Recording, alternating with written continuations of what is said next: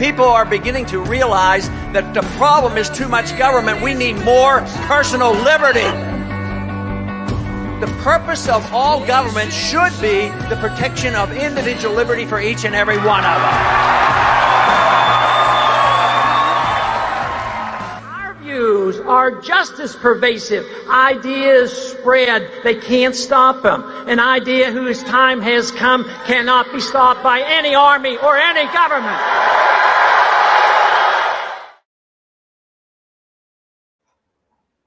And welcome everybody to the inaugural class of Learning the Constitution on the Untold History Channel. And welcome, Mr. Douglas V. Gibbs. Thank you for having me. Sir? I'm doing great. Thank you for having me. Thank you, man. This is, if it weren't for you, we wouldn't even be doing this. So, you've tell us a little bit about yourself, bro. How did you get into the Constitution? I mean, I think that's a great place to start because I know we're going to have a lot of new people. All right. My name is Douglas V. Gibbs, and they call me Mr. Constitution. And I been teaching Constitution classes since 2008. I began a class in Temecula at a gun shop, interestingly enough. I'll get into that story in a moment. But for me, my interest in history and the Constitution came naturally. I've always loved that kind of thing. When I was a young man, I was an advanced reader. In the second grade, I read at about an 8th grade level. So I was reading a lot of history, and I was into that. And this thing called Schoolhouse Rock came on the television. Back when ABC still meant American Broadcasting Company. And I'm not sure what the A stands for now, but it's not American. Right. But anyway, and Schoolhouse Rock caught my attention, especially the video on the preamble. And in fact, one of my claims, and this is actually very true, that for years the only way I could recite the preamble was to sing it because that's how I learned it. Now that said, that wasn't enough. I wanted to learn more, and so my mom, started taking me to libraries. And I started doing my studying, and by the time I was 15, I was pretty well-rounded when it came to the Constitution from an academic and legal point of view. I did not know there were other points of views. What I had learned is what the professors were putting out as a young man.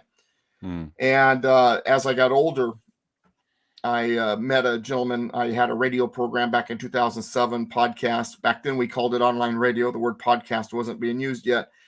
And gentleman called into my show July of 2007 and says, you're pretty good on the Constitution, but you're missing a few things. I got some stuff I want you to read. And he kind of mentored me for about a year and a half. Tim Curlin was his name. He wound up passing away before we completed my training, so to speak. And but he got me started on a path of the original intent that was beyond what academics were teaching, and it answered a lot of questions, because the problem with the academic version is there were a lot of gaps, a lot of potholes, and a lot of inconsistencies. But when I learned the original intent, those questions got answered.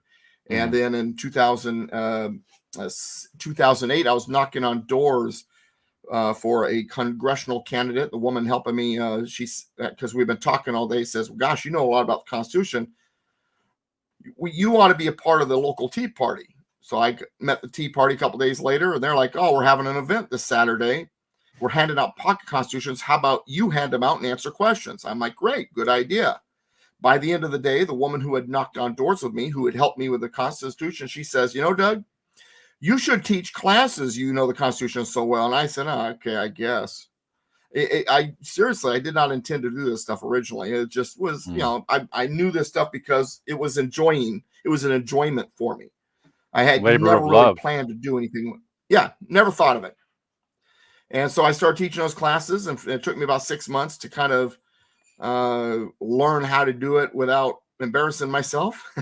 And then I've been doing it ever since. And I tell people, you really want to learn something, teach it.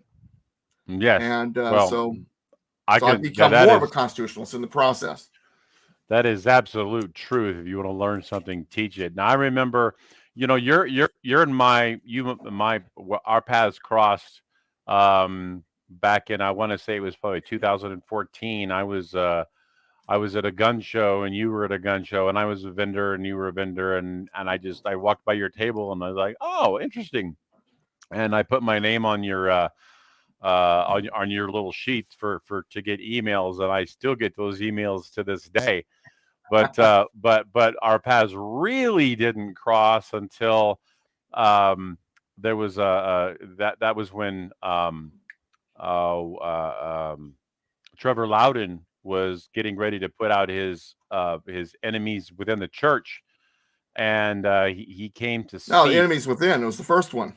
No, it was the enemies. He had already done enemies within. It was the enemies within the church that he was trying to get money for. He was trying to raise capital to do enemies within the church, and he came to speak at the class in Corona, and I wanted to meet him.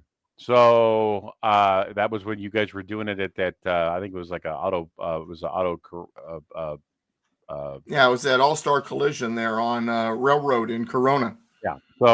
So I went Yeah, there. and by the way, the owner of that shop is still an advertiser on my radio show. Oh, very nice.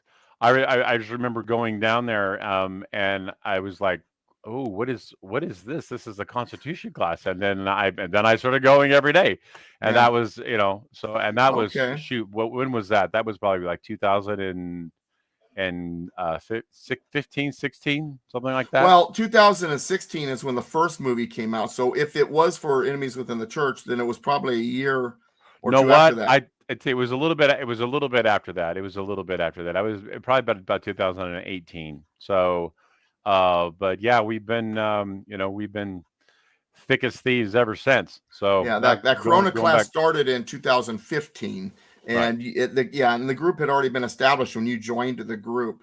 And how I knew Trevor is Dennis Jackson, who had met me through different events and was coming to that class at the time, was the lead fundraiser for the first movie. He had raised like 70% of the capital. And so I got a chance to meet Trevor Loudon through there. And I'm still in touch with Trevor. We talk often, call him, we text and all that jazz. And in fact, he's going to be in San Diego County, Oceanside Grace Church on June 26th. Nice. And so I want to get. He's actually on my list of somebody that I'd love to get on my show. So I may have to have you see yeah, if let you me can know. I'll coordinate that. Yeah, no, he's a That friend. would be a very big treat, because there's very few people that understand the dangers of the communist threat like he does. Right. That's his life's work at this point. So, well, so this is we've been doing this class on another platform for quite some time, and it's just kind of I just kind of felt like, you know what, I wanted to migrate this class back over into my Untold History channel, because this is sadly untold history. Yeah, there is that. Matter of fact, it's not only untold, it's ununderstood, it's unfollowed. Yeah, sadly, the Constitution is untold history. So, I felt like this would be a great opportunity to expand the audience of our audience that we were doing, and to get this in front of new people, and and get you some much better exposure. So, Right. so we decided that we were going to do this. We just kind of just dived right in. Today is the first episode that we're going to go into the introduction of the Constitution. And kind of the format that we're going to do is we're going to talk about the Constitution for the most part, but we're going to split it up, and we're going to actually a portion of the class, a portion of the hour, or however long we do, we're gonna bring in current events, and how they, how they measure up against the Constitution and whatnot. So we're always going to be having something that's going to be relevant to modern day, not just exclusively, just what's in the Constitution. So Right. Okay. so I will. I'm gonna turn it over to you. Let's go right into the introduction of the Constitution. Yeah, and let me say a few things to kind of Sure. help people get us familiar with the Constitution. And I would recommend, if you are going to be coming to this program, you're going to be watching this, that you get yourself a pocket Constitution, something like this one right here, or something that's online that you go to, because it's always nice to be able to look at the stuff later, to go through it as we're going, and so on and so forth. And also, what I do when I talk about the Constitution is I'm like no lecturer you've ever had, because I don't lecture. I talk about this, I give full context, and I tell you the stories that go around it, the history, and because I want you to have the full story. How many times have you come across somebody and they've got this warped view of something because they heard, like, a small portion of something, and they've decided that is all they needed to fully understand something, and they've got a belief system that's off target. The context, the full context of everything is always necessary, and that's kind of my forte. And when it comes to the Constitution and the beginning, it's interesting because most people think that the Constitution is the preamble and the Bill of Rights. Mm-hmm. The rest of it they kind of discard. And the whole thing is important. Line by line, I'll go through it. And the preamble is interesting. And something else that people, when it comes to that preamble and all the rest of it, people don't understand. And I don't know if I've really gotten into this before, so I'm going to do that here, is the Constitution, they didn't just sit there and write it. There were committees that were created. They wrote it in committees, and then the committees put forth what they had written to the whole, and then the whole would talk about it, and then it'd either go back to committee, or they'd approve it, or they'd make changes, amend it, whatever. And there were even different committees that didn't even write the Constitution. For example, one of the committees was the Committee on Style, to make sure it was written in a style that could be understood, it was using proper English, it was properly punctuated, all of that. They even had a committee for that. And this was an effort that they, worked on over about 4.5 months. Interestingly enough, the preamble, which is at the very beginning, was the last thing written.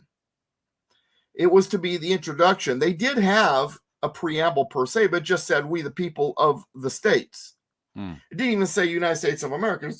We the people of the states. That's it. And so a guy named Governor Morris led the committee on the writing of the preamble, and so these people purposely crafted it. This is not something that was just written. It was a carefully crafted document, carefully crafted preamble, carefully crafted, articles, and so on and so forth. So I just wanted everybody to understand that. The other thing I wanted people to understand is that the history that these founding fathers understood, their history, their background, what they were raised learning, was British history. They were, after all, English colonists. And British history was founded on a combination of two things: Protestantism and the Saxons. The Saxons had invaded the British Isles at one point, and what had happened along the way is the original Britons were pretty much, the women were, moved into the Saxon society, and the men were either, killed or enslaved, and ultimately they would die too. So the original Briton population, if there's any genetic material in the English society or British society from the original Britons, it's because of those women.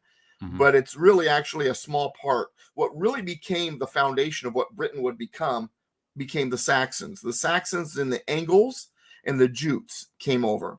And the Saxons took what today is basically England and Wales. The Jutes took kind of what the area where Kent is. And then the Angles pretty much controlled northern England and Scotland, or what became that. And the Saxons believed in something that's very interesting. They believed in innocent until proven guilty. They believed in the idea that your rights are dispensated to you supernaturally by whatever being is out there. They weren't necessarily Christians at that point. They believed in a representative government. They believed in the punishment fitting the crime. They believed that your symbol of liberty or freedom was your weapon. Right to keep and bear arms, and so on. So they have this foundation that we recognize because our foundation comes from it. When Protestantism came to Britain, it became a good marriage because the Mosaic system, Moses law, taught similar things. That your rights come from God, that you're innocent until proven guilty, a representative government, and so on and so forth. And so the two married each other quite well. So the British Saxon system became the foundation of not only Britain, but all of their colonies. Now, hindsight's 2020, if you look back in time, the most prosperous colonies and the most prosperous countries throughout the world, and those who have invented more things than any other country, have had the most innovations and so on and so forth, are all from that British Empire that spread across the globe. Now, I'm not necessarily condoning or championing colonialism or the empire. I'm just letting you know that the Saxon system was so good that when it was fed to other places, it succeeded. You have, the Australia, Britain, India, South Africa at one point. Once Marxism started to creep into South Africa got into trouble. But as long as Botswana, we used to be a British colony, and as long as they were following the Saxon system, it was a successful country. And even Israel has, its foundation was based on that system. When it was created, they took a lot from the British Saxon system in their beginning. So all of these successful, innovative, big, long list of inventions, countries, regions, areas, they all come from that same foundation. Because, see, the free market, liberty, natural rights, all of those things always in the long run prosper. And even in America, as messed up as it is today, because we have that as a foundation, and because we have some of that still in play, we're still the best place in the world to live, despite all the kookiness going on. And as bad as we think it is, let's take this into consideration. I was talking to a friend of mine today, and he was telling me this, and I looked it up and confirmed what he said. The number of people that died during World War II, if you were to average it out over the 6 years, was about 30,000 people a day during the span of the war. Wow. That's soldiers, troops, civilians, whole bit. You add it up. 9/11 was about 3,000 dead. So World War II was 10 9/11s every day for 6 years. Wow. If you put it in that perspective, that's pretty harsh. That's pretty crazy. We think things are tough now. Imagine that. Imagine living in that time. Or study the 60s and the early 70s and the riots in the street and the violence and the racial chaos and the division. And then when Nixon came along, even though he had been a member of the NAACP since 1950, one of the first things that the left, the opponents, the enemy did is they called him a racist. And they had this Nixon derangement syndrome where they're doing everything they could to get rid of him, which ultimately did lead to Watergate. And I do think there's more to the story than most people know. So we've gone down this path before. So for those of you who are thinking, gosh, Doug, I don't know, it's pretty bad. I appreciate what you do with the Constitution, but there's no turning back. We're in trouble. It's been worse. And we have turned it around. Today, someone was talking to me about the Federal Reserve, and I said, well, we've gotten rid of a central bank twice before. Why can't we get rid of this one? They're like, we have? Well, I'd said let's hope that we get rid of the Federal Reserve sooner rather than later. Well, it's funny because I was talking to someone earlier, and they were talking. As a matter of fact, it was you, and they were talking about when you're seeing what's going on and what's happening, with the Federal Reserve and the deep state and the money and how things are getting spent faster and exposed and all that. It's all. See, let me back up without getting into too many detail on that particular topic. Let me do it in my way here. What we're watching is not what we're seeing. See, the thing about the opposition is they are awesome at propaganda and deception.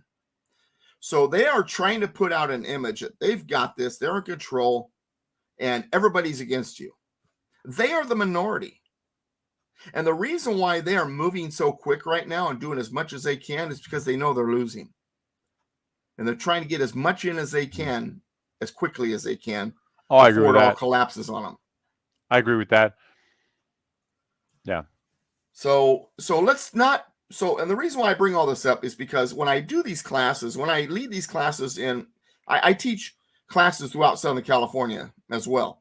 And when I host these classes, and people say, well, Doug, gosh, I mean, what do we do? Do you really think there's a chance?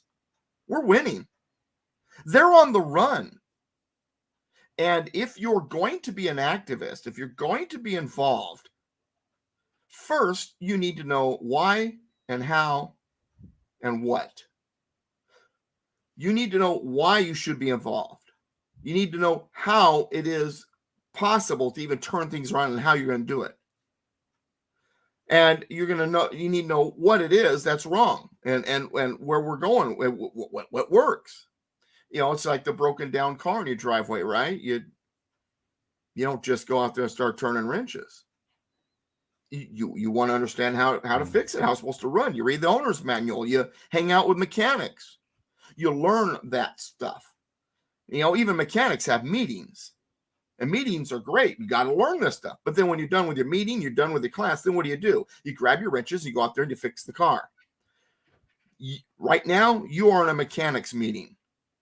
And I'm going over the owner's manual. When we're done, I want you to go out there and fix the car. Pull out your wrenches and be a constitutional mechanic. And we need to do this in a unified manner. You look at some of the things that went on in our history, the marches and the unified bodies that stood against things. You can even go to one recently, 2014 in Marietta, when we turned around the busloads of illegal immigrants that were coming. I remember that. Marietta. I remember that.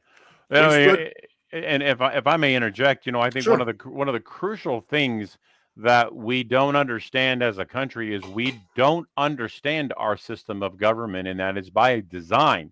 They have deliberately stopped teaching us the Constitution or misteaching us the Constitution or saying that we have to have only a certain segment of the society is able to decipher the Constitution for us because we're not sophisticated enough to understand what it means. And this thing was written for the average person to understand it. When they wrote it in plain language that the average individual could understand. That's right. Well, the reason why we have trouble, it's funny. And go ahead. No, I was going to say the average person, at that time of the in that period in time, all they did was read. They didn't have video games. They didn't have computers. Yeah. They didn't have things that dumb people down. You were 12 years old and you were basically almost an adult ready to get out into the world. By the time that you were 15, 16, 17 years old, you were considered a man and you were starting your life. Now, you're not considered an adult ready to enter society until you're like 25 or 26 years old before you're able to even do anything worthwhile with your life. Or at least that's how, looking at people now, I think if somebody 24 years old, they're just a kid. They have a lot to learn. But back in the late 1700s, shoot, how old were the founding fathers when they wrote this thing? They were in these guys were in their mid-20s. Many of them were in their 20s and their 30s. If you take away like the 8 oldest guys, they were in like their late 20s. Yeah. Average age. Now, last Saturday, to tie into this, last Saturday I was at a big political dinner, the Lincoln-Reagan dinner, and let's not get caught up on the name of it, but but it was this big, dinner, and they had this senator from Oklahoma as the speaker, and I was at a table. I've been invited by a friend of mine who's running for state assembly, and Jack Fernandez, and he invited me and paid for my seat. And I had a young lady who helps me out quite a bit named Sydney, who with me, and a guy named Corey who's helping him out with his campaign, and I met Jack's dad and all sort of stuff. And Jack is absolutely loves what I do. He's come to the classes. And so he's going around, he's introducing me to everybody he knows there. And, you know, hey, this is Mr. Constitution. Mm-hmm. And no less than at least a dozen times, someone says, Mr. Constitution, oh, are you a lawyer? And I get that a lot. Mm-hmm. Now, my first response is always the same. No, I'm not a lawyer. That's why I understand the Constitution. You know, it's interesting. I want you to tell the story about when you were on the radio show. Yeah, I want you to tell that story, because that's actually I think that's an excellent story to illustrate, how intelligent you are about the Constitution. Well, I appreciate the intelligent remark. I don't know about intelligent. Remember that car I was talking about earlier? Put me under the hood of one of those. You'll see how dumb I am. But yeah, no, this is something I've studied all my life, and you don't need an alphabet soup after your name to be an expert at something or a scholar, so to speak. What he's talking about is KTIE, The Answer, AM 590 in Riverside. And this is the station that used to carry Rush Limbaugh. It's the big conservative station in Riverside County, in the Riverside County market. Riverside County, for those of you who are not in Southern California, is basically the largest part of the Inland Empire, which is a region that sits just kind of southeast of Los Angeles and north of San Diego County. And it's a pretty big market. And so a friend of mine, Ed Hoffman, he hosts a show called The Main Event, and this is 2016, and the topic was eligibility for president, natural born citizen. And I was brought on the show to debate that, among other things. And the persons that I was to debate against, one of them was a constitutional lawyer, and one of them was a professor of the Constitution, constitutional professor from the University of Redlands. So I've got the host, myself, a constitutional lawyer, and a constitutional professor. And we're debating and we're talking, and I'm just, doing my thing. I have a lot of information in this head, and usually I'm able to retrieve it pretty readily.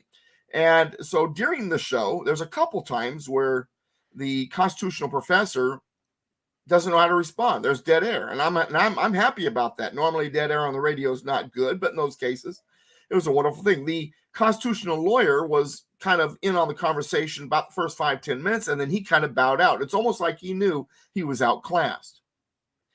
And after the entire show was over, and after we had debated and spent an hour just doing our thing, and we're out of the studio, and I'm walking across the gravel parking lot to at the time I was driving a Corolla, and I'm heading for my Corolla, and the person who is a professor of the Constitution from University of Redlands comes running over to me, Mr. Gibbs. So I stop and say, yes, sir. How can I help you? And he says, I just wanted to let you know, I've never come across anybody who knows the Constitution or history both together like you do. I've never come across anybody who can retrieve information out of their head and know that much like you do. I just want to let you know I was impressed, and I'm curious because you got to have at least a master's degree. I'm just curious where you got your master's from. And so I paused a moment, and I thought about it, and then I looked at him and I said, well, be honest with you, I've got about 32 units of night school at Mount San Jacinto College. Now, if someone's jaw dropping was a reality, his would have shattered on that gravel.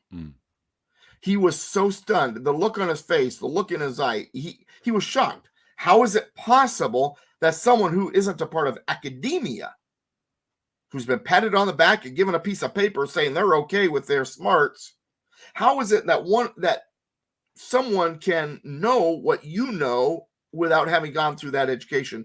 Was surely the thought in his head. I don't know what it was, but I'm willing to bet it was along those lines.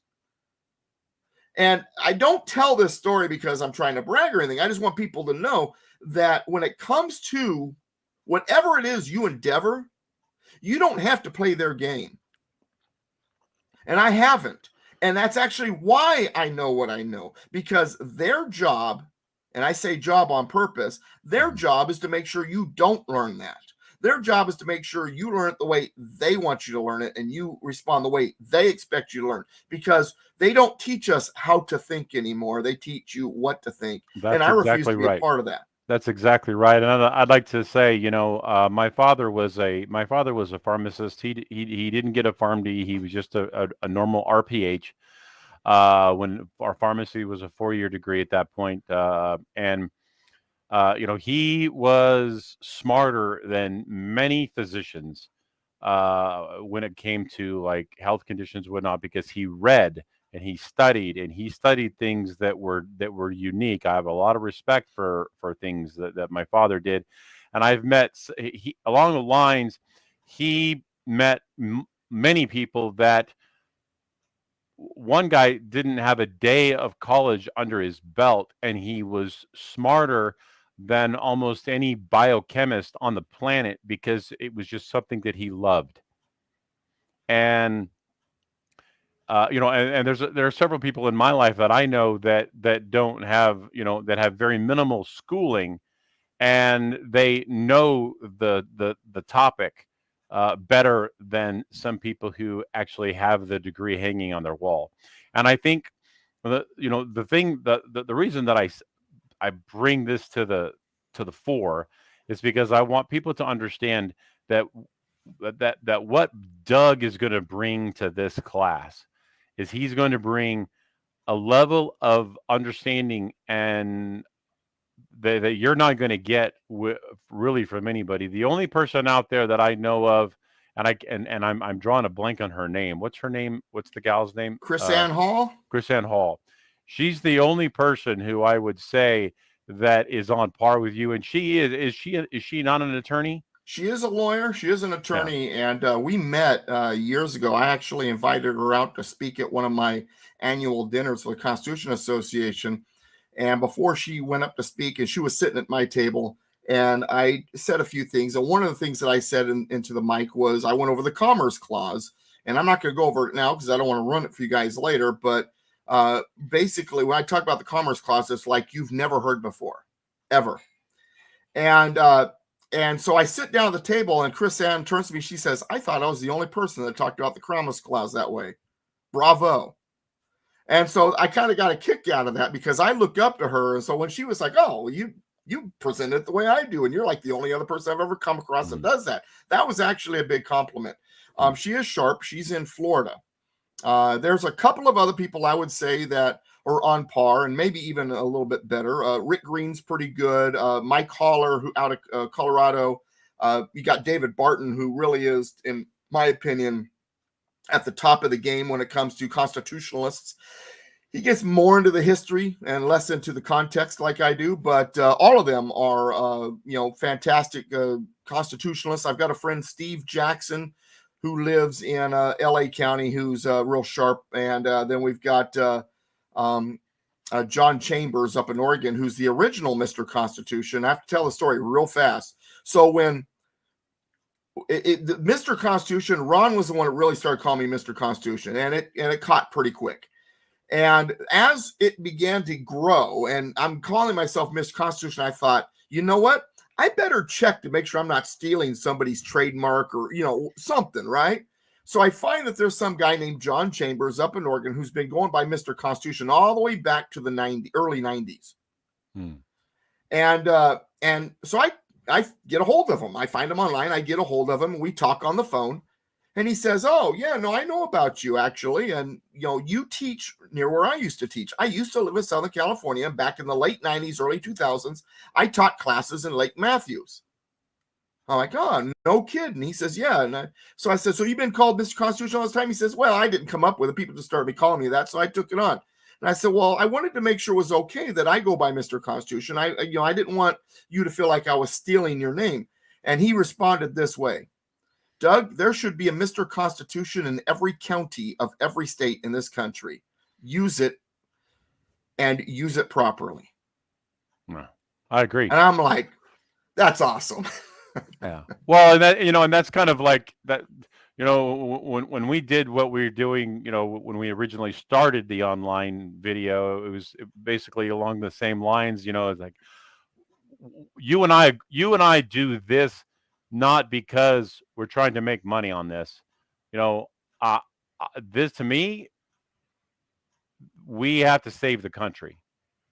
And the main thing to do to save the country is to understand what the founding document is, what it was meant to be, and how it has been bastardized and usurped. That's expressly why it's so critically important for us to understand the Constitution, which is why I'm doing this class the way that I'm doing it, and bringing it into the fold of my channel here, and why I have Doug teaching it. Doug is the author of what, eight or nine books now. I'm at 9 at the moment. Number 10 is weeks away from being completed, and then I'll get it out there hopefully by the end of July. So you guys are the people who were tuning in and getting to hear Doug. You guys are really, I don't know if you truly grasp the the greatness that he brings to the table here. So I truly want you to appreciate what. Do not judge a book by its cover. Doug is an extremely intelligent individual. So I'll take that as a compliment. Yeah. Yeah, I blush when people do this, because I'll be honest with you, I don't think I'm that intelligent, but I do know what I know, and I know this really well. And I've made it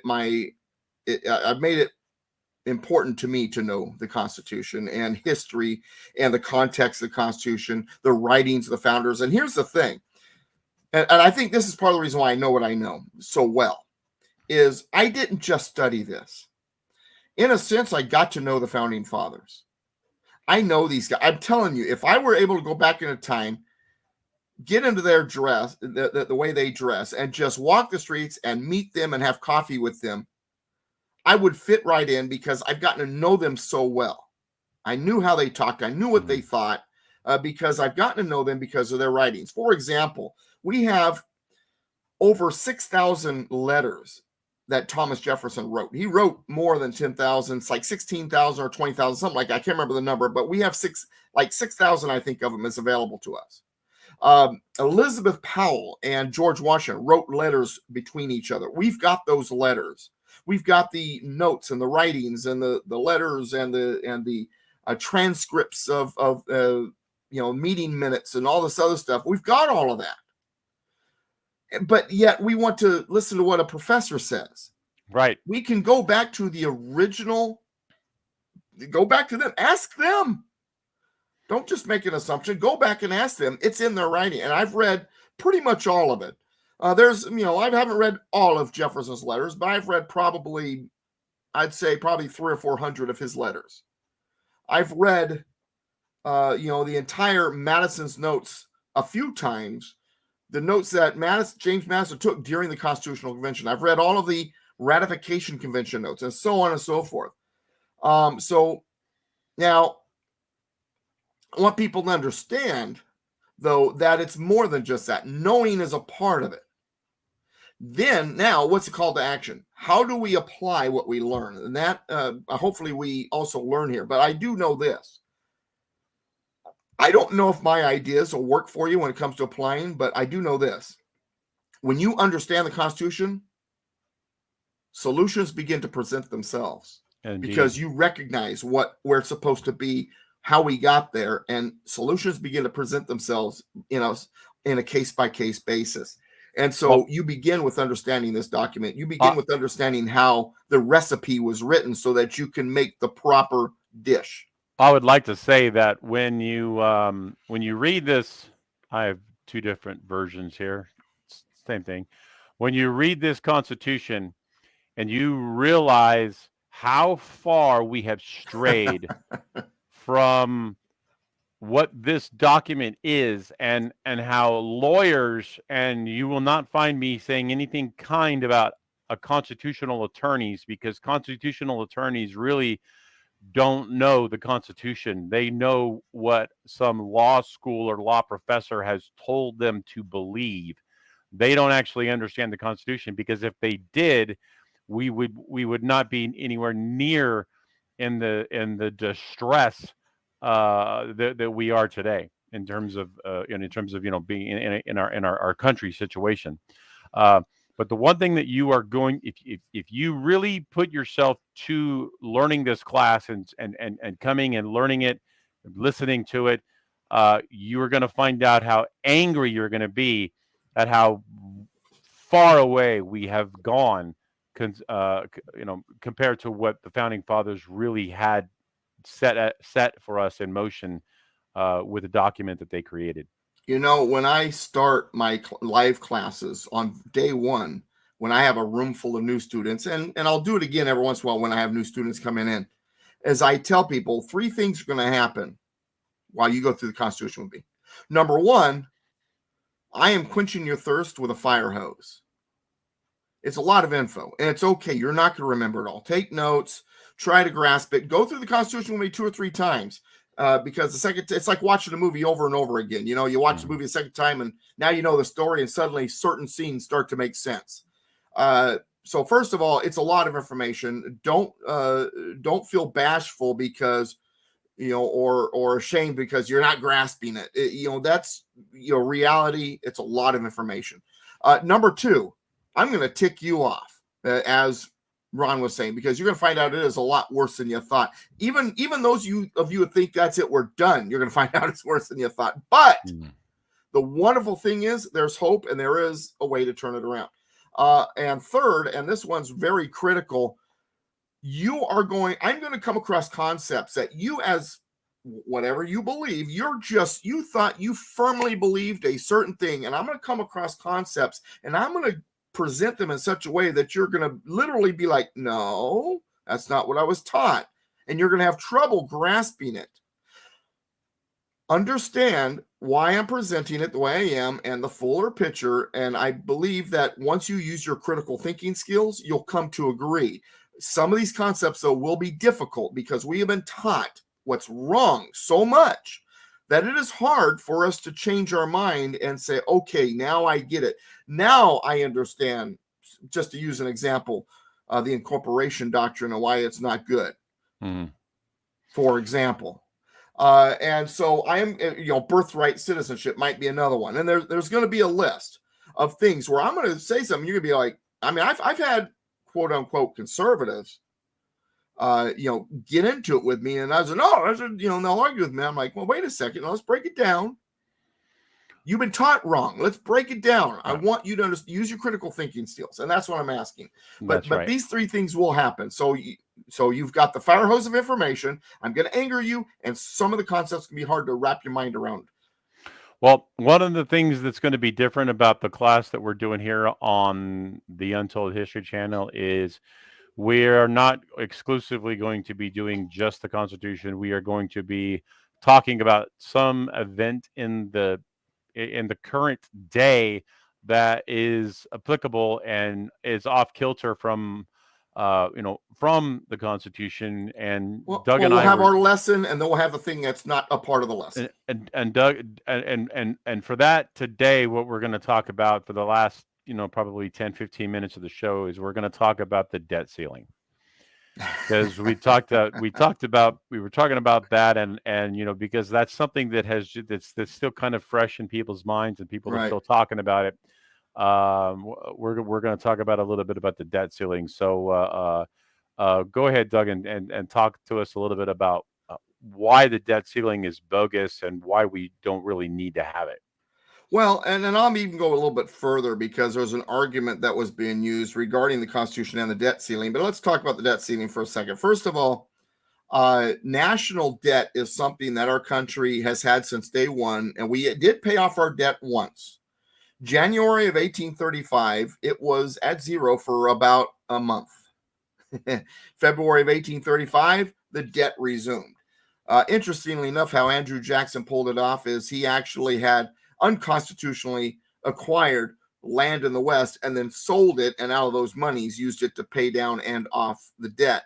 Now, that said, national debt is something that in the beginning, early on in America, when there wasn't a central bank, if this was something that was achieved because we borrowed from other countries. We're having a war. We need some money. Hey, Dutch, can we get a loan from you? Mm-hmm. But when it comes to these central banks, there's an added part about it that you borrow money into existence, and then that money, that debt that the Federal Reserve, it gets sold. It's a commodity, just like anything else. Our debt is all over the place. Investors own it all over the world. China owns a great bit of it. But that debt keeps accumulating. It keeps getting bigger. And what's going to eventually happen if we don't stop it is that it will become unserviceable. In other words, the interest that needs to be paid on it will become higher than our ability to pay. That's when you get into trouble. Now, they don't want you to focus on that. We know who they are, don't want you to know this, and they want you to feel kind of nice about it. Well, don't worry, there's limits. In fact, there's a debt ceiling. They can't go past that, unless, of course, Congress approves it, but, they know what they're doing. That's the image they want you to believe. The debt ceiling is an illusion. First of all, if you're borrowing money into existence, there is no limit. And they will keep going until it becomes unserviceable. So first of all, the idea that there is a debt limit, it's a smoke and mirrors move to make you believe, oh gosh, see, there's limits there. There's, a check and balance. And there's not. Secondly, one of the arguments that's been used, and one of the arguments that's been used regarding the debt limit is, well, gosh, if they don't come to an agreement, and this is what I want to talk about a little bit here too. If they don't come to an agreement, the president can use the 14th Amendment to force them to raise the debt limit. And all of the knuckleheads in Washington on both parties, the D and the R's are the same on this one. There's no difference between them on this one. Oh yeah, 14th Amendment. Woo, we don't want to do that. Pelosi brought up the 14th Amendment I remember it was like 10 years ago or something like. We can use that to force them to raise the debt limit. Well, what do they mean by that? Well, what they mean by that is this. In the 14th Amendment, there are 5 sections. And the first 3 sections have to do with other things. The first section being citizenship. The second section is, first section is citizenship and the Due Process Clause, Equal Protection Clause, the Privileges and Immunities Clause. The second section has to do with apportionment for Congress. The 3/5 clause gets superseded by the writing in Section 2. Section 3 of the 14th Amendment gets into punishment for the Southern politicians who had given an oath to the Constitution, and by being a part of insurrection, rebellion, this is the Constitution talking, not my opinion, then they can't hold office. I don't believe it was necessarily an insurrection per se, but that's a different discussion for a different time. Section 5 says that it is up to Congress to enforce the provisions of the article with appropriate legislation. But now I skipped there. Let's go back now to Section 4. Section 4 is what they're focusing on when it comes to the debt limit. What Section 4 says is I'm going to get to 14th Amendment, Section 4. So I put it on screen so you guys can see it too. All right. So you'll notice that there's different sections there for the 14th Amendment. Okay. So here's Section 4. The validity of the public debt of the United States authorized by law, including debts incurred for payment of pensions and bounties for services in suppressing insurrection or rebellion, shall not be questioned. But neither the United States nor any state shall assume or pay any debt or obligation incurred in aid of insurrection or rebellion against the United States, or any claim for the loss or emancipation of any slave. But all such debts, obligations, and claims shall be held illegal and void. So the language here is important. So first of all, what they're basically saying, what they are saying about this, and this is what it says, that you can't question the public debt. It's got to be paid. And the way it's worded, it says, public debt of the United States authorized by law, including debts incurred for payment of pensions and bounties. So in other words, it's saying debt prior to the war, during the war, and after the war accrued by the federal government. That's basically what it's saying. And it shall not be questioned. In other words, it will be paid. Now, the argument, though, that President Biden can use that clause to force Congress to come to an agreement because the debt shall not be questioned is not accurate. Now we go back to Section 5 again, which I mentioned earlier. The Congress shall have power to enforce by appropriate legislation the provisions of this article. Does it mention the president there? No. Congress enforces the provisions of this article. So if anybody's going to come to a decision on the debt, national debt, the budget, all of that, it's Congress. So first of all, the president cannot use the 14th Amendment to force Congress to do anything. He's not even mentioned here. It's a legislative process, and it's up to them to come to that decision, first of all. Second of all, now the question is, is the public debt really something that shall not be questioned? Is it really wrong or illegal or out of whack for us to question the public debt? Because here's what it says, once again, the validity of the public debt of the United States authorized by law. Stop right there. What does it mean, authorized by law? Well, typically, authorized law means that it got proposed by one of the houses of Congress. After committees and debate and amendments and all that jazz, eventually both houses approved the same bill.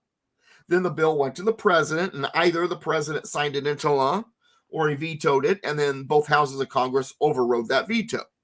Either way, now it's a law. And the law then authorizes the spending or the debt that is being created. So the validity of the public debt of the United States authorized by law. So it's gone through that process. But we have a caveat here. There's a gentleman by the name of John Marshall. Now, John Marshall typically is not someone I appreciate or love, but even a broken clock is right twice a day. Those of you who are younger will not understand that because all you know is digital, but I digress. So the question then here is that debt valid? Is that debt authorized by law? Well, in Article 1, Section 8, it says that Congress shall coin money. So now we have to ask ourselves, that money that's becoming debt right now, is Congress creating that money? No. It has gone to a different source. It's coming out of banks and the Federal Reserve and all of that. All of that is what is in charge of creating our money. So first of all, in violation of Article 1, Section 8, Congress is not the ones coining money. Banks are.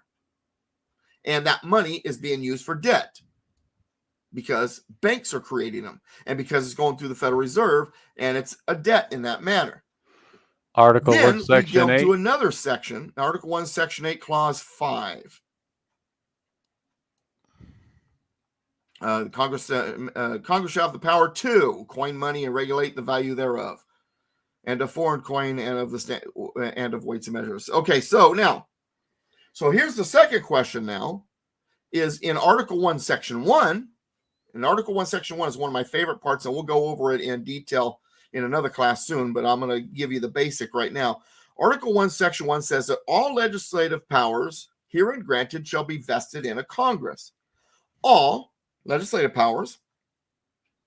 Legislative powers is the power to create law, modify law, and repeal law. All legislative powers herein granted, here in this Constitution granted, given by somebody, in this case the states, shall be vested or legally transferred to the Congress of the United States. But that vested word means more than legally transferred. It also means that they alone can hold that power. So first of all, it's saying separation of powers. Only Congress has the power to create law, modify law, and repeal law, legislative powers.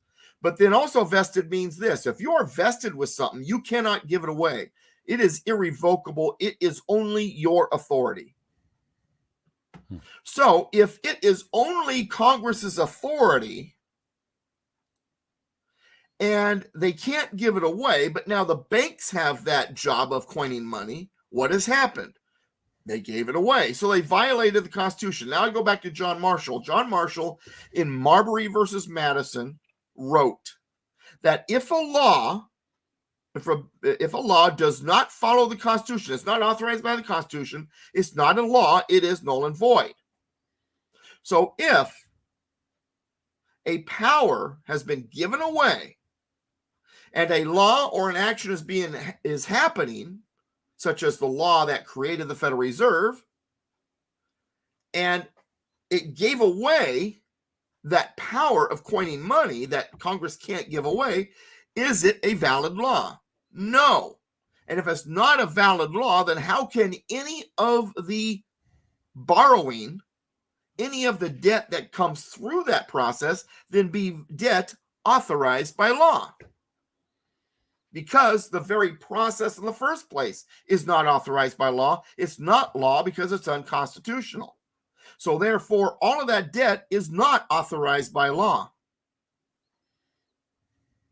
Make sense? Mm-hmm. You with me?